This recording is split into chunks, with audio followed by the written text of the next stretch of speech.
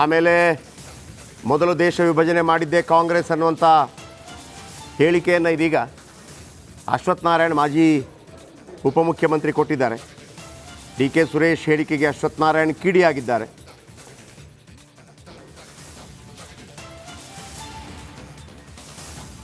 ಕಾಂಗ್ರೆಸ್ ದೇಶ ಒಡೆಯ ಮನಸ್ಥಿತಿಯಲ್ಲಿಯೇ ಇದೆ ಅಂತ ಆರೋಪ ಕೂಡ ಮಾಡಿದ್ದಾರೆ.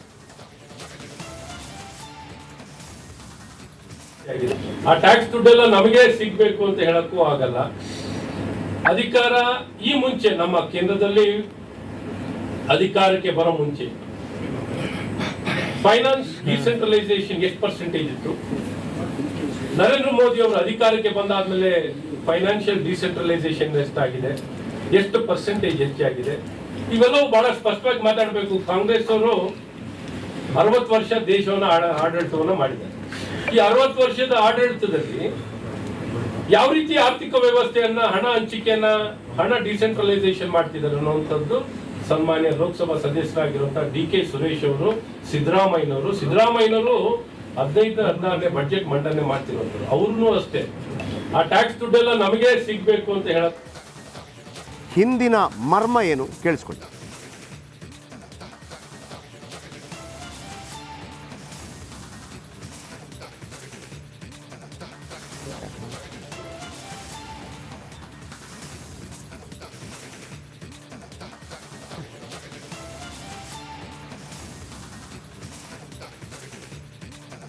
ಭಾರತದ ಕಡೆ ಎತ್ಕೊಂಡೋಗಿ ಹಂಚ್ತಾ ಇರ್ತಕ್ಕಂಥದ್ದು ಕಾಣ್ತಾ ಇದ್ದೇವೆ. ನಮಗೆ ಎಲ್ಲ ವಿಚಾರಗಳಲ್ಲೂ ಕೂಡ ಅನ್ಯಾಯ ಆಗ್ತಾ ಇದೆ. ನಾವು ಅದನ್ನು ಮುಂದಿನ ದಿನಗಳಲ್ಲಿ ಖಂಡಿಸಲಿಲ್ಲ ಅಂತ ಹೇಳಿದ್ರೆ ಪ್ರತ್ಯೇಕ ರಾಷ್ಟ್ರಕ್ಕೂ ಕೂಡ ನಾವು ಬೇಡಿಕೆಯನ್ನು ಇಡಬೇಕಾದಂಥ ಅನಿವಾರ್ಯ ಪರಿಸ್ಥಿತಿಯನ್ನು ಹಿಂದಿ ಪ್ರದೇಶದವರು ನಮ್ಮ ಮೇಲೆ ಹೇರ್ತಾ ಇದ್ದಾರೆ ಅಂತೇಳಿ ನಾನು ಭಾವಿಸ್ತೀನಿ. ಉತ್ತರ ಭಾರತದ ಕಡೆ ಎತ್ಕೊಂಡೋಗಿ ಹಂಚ್ತಾ ಇರ್ತಕ್ಕಂಥದ್ದು ಕಾಣ್ತಾ ಇದ್ದೇವೆ. ನಮಗೆ ಎಲ್ಲ ವಿಚಾರಗಳಲ್ಲೂ ಕೂಡ ಅನ್ಯಾಯ ಆಗ್ತಾ ಇದೆ.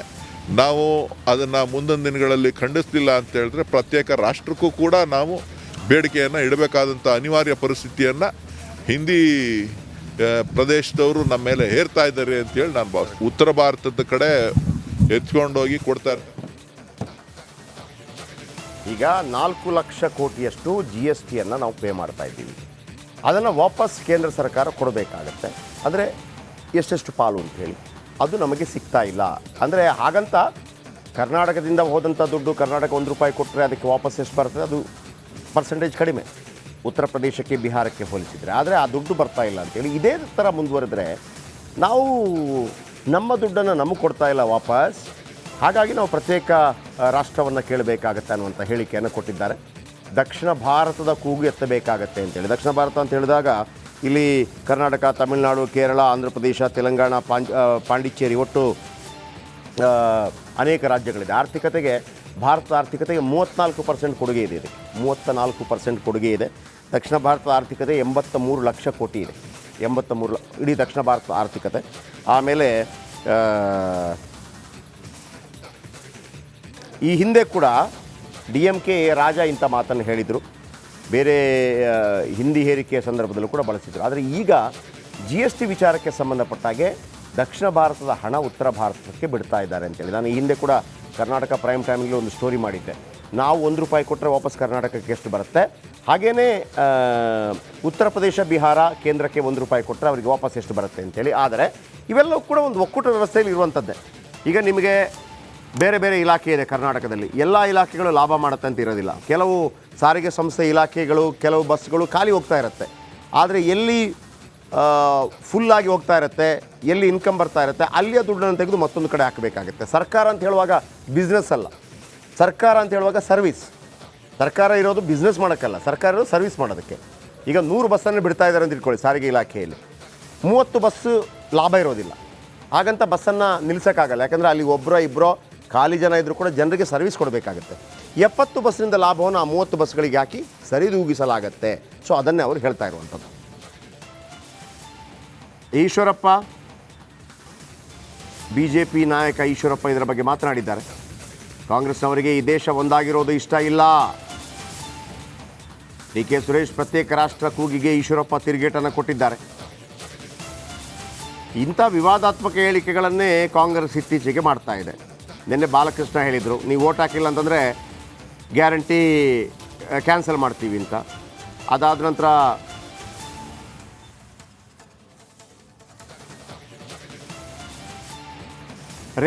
ರೇವಂತ್ ರೆಡ್ಡಿ ಕೂಡ ಹೇಳಿದರು 17 ಸೀಟ್ಗಳನ್ನು ತೆಲಂಗಾಣದಲ್ಲಿ ಗೆಲ್ಲಿಸಿಕೊಟ್ರೆ ಮಾತ್ರ 100% ನಾವು ಫ್ರೀ ಗ್ಯಾರಂಟಿ ಯೋಜನೆಗಳನ್ನು ನಿಮ್ಗೆ ಕೊಡ್ತೀವಿ ಅಂತ ಹೇಳಿ. ಈಗ ಪ್ರತ್ಯೇಕ ರಾಷ್ಟ್ರದ ಕೂಗು, ಇದಕ್ಕೆ ಈಶ್ವರಪ್ಪ ಏನು ಹೇಳಿದ್ದಾರೆ ಕೇಳಿಸ್ಕೊಳ್ಳಿ.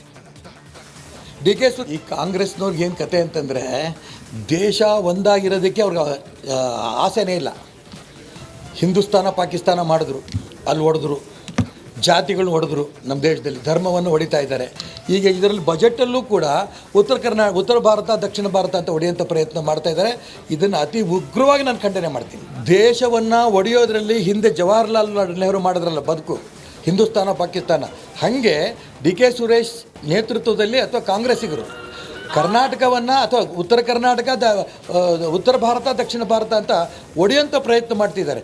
ನಾವು ಒಂದೇ ಮಾತ್ರ ಬಂದು ಹೇಳ್ತಾ ಇದ್ದೀವಿ, ನಾವು ಈ ದೇಶದಲ್ಲಿ ಹುಟ್ಟಿರೋಂಥ ಪ್ರತಿಯೊಬ್ಬರು ಕೂಡ ಭಾರತ ಮಾತೆಯ ಮಕ್ಕಳು ಅಂತೀವಿ ನಾವು. ಇದು ಉತ್ತರ ಭಾರತದವ್ರು ಬೇರೆ, ದಕ್ಷಿಣ ಭಾರತದವ್ರು ಬೇರೆ. DK ಸುರೇಶ್ ಕೂಗ ತಕ್ಷಣ ಅದಾಗಕ್ಕೆ ಸಾಧ್ಯ ಇಲ್ಲ. ಇಡೀ ದೇಶ ಒಂದು ಅಂತ ಅಪೇಕ್ಷೆ ಪಡ್ತಿರೋ ನಾವು. ಹಾಗಾಗಿ BJP ರಾಮನ ಮಾಡಿಕೊಂಡ್ರು, ಅದು ಬೇರೆ. ಅದು ಈ ರೀತಿ ದೇವ್ರನ್ನೂ ಹೊಡೆದ್ರು, ದೇಶವನ್ನೂ ಹೊಡೆದ್ರು, ಅದೇ ರೀತಿ ಜಾತಿ ಹೊಡೆದ್ರು, ಧರ್ಮವನ್ನು ಹೊಡೆದ್ರು.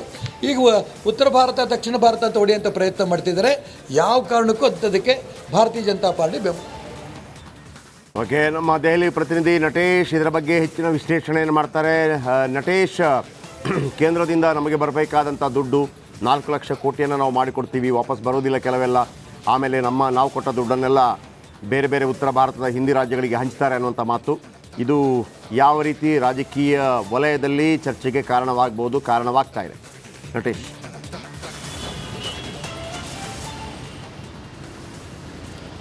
ಎಸ್ ಜಯಪ್ರಕಾಶ್, ಇದೀಗ ಬಜೆಟ್ ಮಂಡನೆಯಾದ ನಂತರದಲ್ಲಿ ಸಂಸದ DK ಸುರೇಶ್ ಅವರ ಹೇಳಿಕೆ ರಾಜಕೀಯ ಅಂಗಣದಲ್ಲಿ ಭಾಳ ಚರ್ಚೆಗೆ ಗ್ರಾಸವಾಗಿರ್ತಕ್ಕಂಥದ್ದು. ಏನು BJಪಿಗರ ಏನು ಕೇಂದ್ರ ಸರ್ಕಾರ ಏನು ಬಜೆಟನ್ನು ಮಂಡನೆ ಮಾಡ್ತು, ಈ ಬಜೆಟ್ನ ವಿರುದ್ಧವಾಗಿ ಮಾತನಾಡೋದಕ್ಕೆ ಹೋದಂಥ ಸಂದರ್ಭದಲ್ಲಿ ಪ್ರತ್ಯೇಕ ರಾಷ್ಟ್ರವನ್ನು ನಾವು ಮಾಡ್ತೇವೆ, ಪ್ರತ್ಯೇಕ ರಾಷ್ಟ್ರವನ್ನು ನಾವು ಕೇಳ್ತೇವೆ ಎನ್ನುವ ಮುಖಾಂತರ ವಿವಾದಾತ್ಮಕ ಹೇಳಿಕೆಯನ್ನು ಕೊಟ್ಟಿರ್ತಕ್ಕಂಥದ್ದು. ಈಗಾಗಲೇ ಕಾಂಗ್ರೆಸ್ನವರು BJಪಿಯವರ ವಿರುದ್ಧ ಆರೋಪ ಮಾಡ್ತಾ ಇರ್ತಾರೆ, ಏನು ಪ್ರತ್ಯೇಕವಾಗಿ ಧರ್ಮ ಹೊಡೆಯುವಂಥ ಕೆಲಸ ಅದು ಎಲ್ಲವನ್ನು ಮಾಡ್ತಾ ಇರ್ತಾರೆ ಅಂತ. ಇದೀಗ ಪ್ರತ್ಯೇಕ ರಾಷ್ಟ್ರದ ಕೂಗನ್ನು ಸ್ವತಃ DK ಸುರೇಶ್ ಅವರು, ಅಂದರೆ ಕಾಂಗ್ರೆಸ್ನ ಏಕೈಕ MP. ಓಕೆ, ಈ ನಡುವೆ BJP ನಾಯಕ ರೇಣುಕಾಚಾರ್ಯ ಇದೀಗ ನಮ್ಮೊಂದಿಗೆ ದೂರವಾಣಿ ಸಂಪರ್ಕದಲ್ಲಿದ್ದಾರೆ. ರೇಣುಕಾಚಾರ್ಯ ಅವರೇ, DK ಸುರೇಶ್ ಅವರ ಹೇಳಿಕೆ ಇದೇ ಥರ ಆದರೆ ನಾವು ಪ್ರತ್ಯೇಕ ದೇಶವನ್ನು ಕೇಳಬೇಕಾಗತ್ತೆ, ಪ್ರತ್ಯೇಕ ರಾಷ್ಟ್ರವನ್ನು ಕೇಳಬೇಕಾಗತ್ತೆ, ನಾವು ಕೊಟ್ಟಿರೋ ದುಡ್ಡು ಬೇರೆ ಬೇರೆ ಕಡೆ ಹಂಚ್ತಾ ಇದ್ದಾರೆ, ಉತ್ತರ ಭಾರತದ ಹಿಂದಿ ರಾಜ್ಯಗಳಿಗೆ ಹಂಚ್ತಾ ಇದ್ದಾರೆ ಅನ್ನೋಂಥ ಒಂದು ಆರೋಪ ಮಾಡಿದ್ದಾರೆ. ಸರ್, ಮುಖ್ಯಮಂತ್ರಿಗಳು, ಉಪಮುಖ್ಯಮಂತ್ರಿಗಳು, ಸಂಸದರುಗಳು, ಕಾಂಗ್ರೆಸ್ಸಿನ ಶಾಸಕರುಗಳು, ಸಚಿವರುಗಳು ವಿವಾದಗಳನ್ನು ಸೃಷ್ಟಿ ಮಾಡೋದರಲ್ಲಿ ನಿಸ್ಸೀಮ್ರು. ಅವ್ರಿಗೆ ಡಾಕ್ಟರೇಟ್ ಕೊಡಬೇಕು ಪದವಿಯನ್ನು. ಯಾಕಂದರೆ ಸಿದ್ದರಾಮಯ್ಯನವರು ಹಿಂದೆ ಮುಖ್ಯಮಂತ್ರಿಗಳಾಗಿದ್ದಾಗ ವೀರಶೈವ ಲಿಂಗಾಯತ ಧರ್ಮವನ್ನು ಹೊಡೆಯತಕ್ಕಂಥ ಪ್ರಯತ್ನವನ್ನು ಮಾಡಿದರು. ಜಾತಿಗಳ ಮಧ್ಯೆ ಸಂಘರ್ಷ ಹಚ್ಚಿದ್ರು. ಅಲ್ಪಸಂಖ್ಯಾತರ ಮತಗಳಿಗೋಸ್ಕರ ಏನು ಬೇಕಾದರೂ ಹೇಳಿಕೆಗಳು ಕೊಡ್ತಾರೆ. ನಿನ್ನೆ ಬಾಲಕೃಷ್ಣ, ನೀವು ಮಂತ್ರಾಕ್ಷತೆ ಕೊಟ್ಟರಿಗೆ ಓಟ್ ಕೊಡ್ತಿರೋ, ಈ ಬಿಟ್ಟಿ ಭರವಸೆಗಳ ಬಗ್ಗೆ ಓಟ್ ಕೊಡ್ತೀರಿ ಅಂತೇಳಿ ವಿವಾದಾತ್ಮಕ ಹೇಳಿಕೆ ಕೊಡ್ತಾ ಬರ್ತಾರೆ. ಹೊಸ ಕಾಂಗ್ರೆಸ್ಗೆ ಎಲ್ಲ ಒಂದು ಕಡೆ ಗ್ರಾಚಾರ. ಇವರಿಗೆ ಅಖಂಡ ಭಾರತ ಮಾತೆ ಬಗ್ಗೆ ಗೌರವ ಇಲ್ಲ. ಏನು ಅನ್ಯಾಯ ಮಾಡಿದೆ ನರೇಂದ್ರ ಮೋದಿಯವರು? ಅಂಕಿ ಸಮಯ ಈ ದಾಖಲೆ ಸಮೇತ ಚರ್ಚೆಗೆ ಬರಲಿ. ಎಲ್ಲಿ ಕರ್ನಾಟಕಕ್ಕೆ ನಮ್ಗೆ ಕೊಡಬೇಕದನ್ನು ಎಲ್ಲ ಅನುದಾನವನ್ನು ಕೊಡುಗೆ ಕೊಟ್ಟಿದ್ದಾರೆ. ಇವರಿಗೆ ಮೊಸರು ಕಲ್ಲು ಹುಡುಕ್ತಕ್ಕಂಥ ಕೆಲಸವನ್ನು ಕಾಂಗ್ರೆಸ್ನವರು ಮಾಡ್ತಾ ಇದ್ದಾರೆ. ಅಖಂಡ ಭಾರತ ಅಂತ ಇವರಿಗೆ ಗೌರವ ಇಲ್ಲ. ಅದು ಸಂದರ್ಭ ಬಂದರೆ ದೇಶ ವಿಭಜನೆ ಮಾಡ್ತಕ್ಕಂಥ ಹಿಂದೆ ಬ್ರಿಟಿಷ್ನಲ್ಲಿ ಯಾವ ರೀತಿ ಮಾಡ್ತಿರಲ್ಲ, ಬ್ರಿಟಿಷ್ ವಂಶಸ್ಥರು ಇವರಲ್ಲ. ಹಾಗಾಗಿ ದೇಶದ ಬಗ್ಗೆ ಗೌರವ ಇಲ್ಲ, ರಾಜ್ಯದ ಬಗ್ಗೆ ಕಳಕಳಿ ಇಲ್ಲ, ಕಾಳಜಿ ಇಲ್ಲ. ಧರ್ಮವನ್ನು ಹೊಡೆದಂಥವ್ರಿಗೆ ಏನು ಬೇಕಾದ್ರೂ ಹೊಡಿತಾರೆ ಇವರು. ನಾಚಿಕೆ ಬಗ್ಗೆ ಇವರಿಗೆ. ಇದೇ ರೀತಿ ಮಾತಾಡ್ತಾ ಹೋದ್ರೆ ಈ ರಾಜ್ಯದ ಜನ ಮತ್ತು ದೇಶದ ಜನ ಹಿಂದೆ ದೇಶದಲ್ಲಿ 2 ಬಾರಿ ಲೋಕಸಭೆಯಲ್ಲಿ ಸಾರಾಸಟ್ಟ ತಿರಸ್ಕಾರ ಮಾಡಿದರೆ, ಈ ಬಾರಿನೂ ಸಹ ನರೇಂದ್ರ ಮೋದಿ 3ನೇ ಬಾರಿಗೆ ಮತ್ತೊಮ್ಮೆ ಪ್ರಧಾನಮಂತ್ರಿ ಆಗೇ ಆಗ್ತಾರೆ. ಇದು ಸೂರ್ಯಚಂದ್ರ ಎಷ್ಟು ಸತ್ಯನೋ ನರೇಂದ್ರ ಮೋದಿ ಪ್ರಧಾನಮಂತ್ರಿ ಅಷ್ಟೇ ಸತ್ಯ. ಈ ಬಾರಿ 400 ಲೋಕಸಭೆಯಲ್ಲಿ ನಾವು ಗೆಲ್ತೀವಿ, ಕರ್ನಾಟಕದಲ್ಲಿ 28 ಗೆಲ್ತೀವಿ ಅಂತೇಳಿ ಕಾಂಗ್ರೆಸ್ಸಿನ ಮುಖಂಡರಿಗೆ ನಾನು ಸವಾಲಾಗ್ತೀನಿ. ನಿಮಗೆ ತಾಕತ್ತಿದ್ರೆ ದೇಶ ಹೊಡಿದಿ. ಏನು ನರೇಂದ್ರ ಮೋದಿ ಅನ್ಯಾಯ ಮಾಡಿದ್ದಾರೆ? ಇಲ್ಲಿ ಒಯ್ದ ಅನುದಾನ ಕೊಟ್ಟಿಲ್ಲ. ನೀವು ನಮ್ಮ ಹಿಂದೂ ದೇವಸ್ಥಾನಗಳು ಮಠಮಾನ್ಯಗಳ ಅನುದಾನ ತಗೊಂಡು ಅಲ್ಪಸಂಖ್ಯಾತರು ಕೊಡ್ತಿರಲ್ಲ, ನಿಮ್ಗೆ ನಾಚಿಕೆ ಆಗಲ್ವಾ ಇಂಥ ಹೇಳಿಕೆಯನ್ನು ಕೊಡೋಕ್ಕೆ? ವಕ್ಫ್ ಬೋರ್ಡಿಗೆ ನಮ್ಮ ಮುಜರಾಯಿ ಇಲಾಖೆ ಅನುದಾನ ಕೊಡ್ತಾರೆ. ಹಾಗಾಗಿ ಇವರಿಗೆ ಯಾವುದೇ ಗೌರವ ಇಲ್ಲ ಅಂತ ಹೇಳಕ್ಕೆ ಇಚ್ಛೆಪಡ್ತೀನಿ ನಾನು. ಎಸ್, ಥ್ಯಾಂಕ್ ಯು ರೇಣುಕಾಚಾರ್ಯ ಅವರೇ. ರಿಪಬ್ಲಿಕ್ ಕನ್ನಡದ ಜೊತೆ ಮಾತನಾಡೋದಕ್ಕಾಗಿ. ಕಾಂಗ್ರೆಸ್ ಪ್ರತ್ಯೇಕ ರಾಷ್ಟ್ರದ ಕೂಗು ನೋಡಿ ಒಂದಲ್ಲ ಒಂದು ರೀತಿಯಲ್ಲಿ ಒಂದು ಎಡವಟ್ಟುಗಳನ್ನು ಮಾಡಿಕೊಳ್ತಾ ಇದೆ. ನಿಜ, ನಾವು ಕೊಟ್ಟಿರೋ ದುಡ್ಡನ್ನು ವಾಪಸ್ ತಗೊಂಡು ಬರಬೇಕು, ಕೊಡಬೇಕು, ಅದಕ್ಕೆಲ್ಲ ಹೋರಾಟಗಳಿರುತ್ತೆ, ಮತ್ತೊಂದಿರುತ್ತೆ. ಹಾಗಂತ ಪ್ರತ್ಯೇಕ ರಾಷ್ಟ್ರದ ಕೂಗು ಅಂತ ಕೇಳಿದಾಗ ಈ ಹಿಂದೆ ಕೂಡ ಇಂಥ ಅನೇಕ ಕೂಗುಗಳು ಬಂದಿತ್ತು. ಇಂಥ ಕೂಗುಗಳು ಬಂದಾಗ ಸ್ವತಃ ನೆಹರು ಅವರೇ ಅದಕ್ಕೆ ವಿರೋಧವನ್ನು ವ್ಯಕ್ತಪಡಿಸಿದರು. ಪೆರಿಯಾರ್ ಅವರು